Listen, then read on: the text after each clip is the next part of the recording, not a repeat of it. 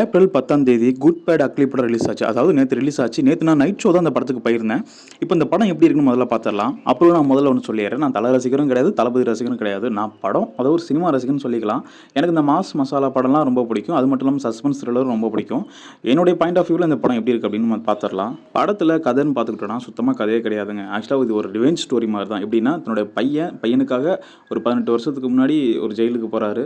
திரும்ப ஜெயிலேருந்து ரிலீஸ் ஆகிட்டு ஒரு ஒரு நல்ல ஒரு கேரக்டரில் வெளில வரும்போது திரும்பவும் நம்ம பையனுக்கு ஏதோ ஒரு கேங் மூலிமா ஒரு ஆபத்து இருக்குன்னு தெரிய வர அந்த கேங்கிட்ட இருந்து பையனை காப்பாற்றினாரா இல்லையா, இதுதான் அந்த படத்தோட ஒரு ஒன்லைன் ஸ்டோரியாகவே இருக்குது. இது எப்படி ஒரு ஸ்டோரியாக கன்வெர்ட் பண்ணுறதுன்னு எனக்கு தெரியல. ஏன்னா இது பெரிய ஸ்டோரியும் கிடையாது. இதில் இந்த ஸ்க்ரீன் ப்ளே எப்படி பண்ணியிருக்காங்கிறது தான் மேட்ரு. ஸ்க்ரீன் ப்ளே எப்படி பண்ணியிருக்கான்னு பார்த்தா அதுவும் ஒன்றும் அந்த அளவுக்குலாம் கிடையாது. இது யாருக்கான படம் அப்படின்னா குறிப்பிட்டு அஜித் ஃபேன் தான் இதுதான் அவங்க தான் பார்க்கணும், அவங்க தான் புரியும், அவங்க தான் என்ஜாய் பண்ணுவாங்க அந்த மாதிரி சொல்ல முடியாது.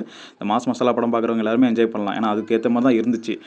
தியேட்டர் மெட்டீரியல்னு சொல்லுவாங்க. இது ஓடிடியில் பார்க்கும்போது எந்த அளவுக்கு உங்களுக்கு நல்லா இருக்குன்னு தெரியல. பட் ஆனால் நீங்கள் தியேட்டரில் மிஸ் பண்ணாமல் பார்த்தீங்கன்னா கொஞ்சம் ஓரளவு பிடிக்கும். நான் ஃபேமிலி ஆடியன்ஸ் அப்படின்னு சொல்லலாம். அவங்களுக்கு செட் ஆகிற மாதிரி ஒரு சீன் கூட இங்கே கிடையாது.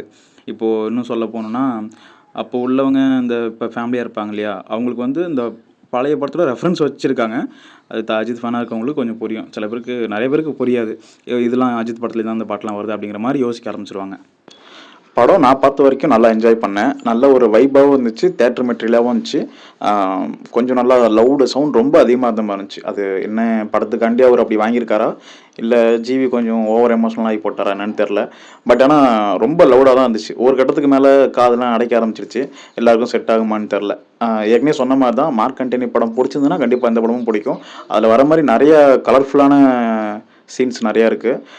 காமெடி நிறையா ஒர்க் அவுட் பண்ணியிருக்காங்க. இது எப்படின்னா ஏகே சார் நீ என்னை முழுக்க முழுக்க யூஸ் பண்ணிக்கோ, நீ என்ன சொல்கிறியோ அதை நான் பண்ணுறேன் அப்படின்னு சொல்லி கொடுத்த மாதிரி இருந்துச்சு. ரொம்ப நாளைக்கு அப்புறம் அஜித் படம்னா இப்படி தான் இருக்கணும் அப்படிங்கிற மாதிரி சூப்பராக இருந்துச்சு. ஃபேன் பாய் சம்பவம்னு சொல்கிறாங்க. பட் என்ன தான் ஃபேன் பாய் சம்பவமாக இருந்தாலுமே கொஞ்சம் கதையிலையும் கொஞ்சம் கான்சென்ட்ரேட் பண்ணியிருக்கலாம். இது எப்படின்னா நீங்கள் வாங்க எவ்வளோ வேணால் என்ஜாய் பண்ணிட்டு போங்க, மூளையெல்லாம் யூஸ் பண்ணாதீங்க, இது ஏன் இப்படி வந்துச்சு, இதான் இப்படி வந்துச்சுன்னு கேட்காதீங்க, லாஜிக் பார்க்காதீங்க, தலையை பார்க்க வரீங்களா தேட்டரில் பார்த்துட்டு அவர் கூட வைப் பண்ணிவிட்டு என்ஜாய் பண்ணிட்டு போங்க அப்படிங்கிற மாதிரி தான் இருந்துச்சு. ஓகே, அதுக்கேற்ற மாதிரி தான் சாங்ஸ் எல்லாமே இருந்துச்சு. சாங்ஸில் கொஞ்சம் இம்ப்ரூவ்மெண்ட் பண்ணியிருக்கலாம். பட் ரெட்ரோ சாங்லாம் போட்டு அதை கொஞ்சம் மேனேஜ் பண்ணிட்டாங்க. கொஞ்சம் கவர் பண்ணி வச்சுருக்காங்க, மேக்கப் பண்ணியிருக்காங்கன்னு சொல்லப்போனால். படம் எல்லாருக்குமேலாம் சத்தியமாக பிடிக்கும்லாம் சொல்ல மாட்டேன்.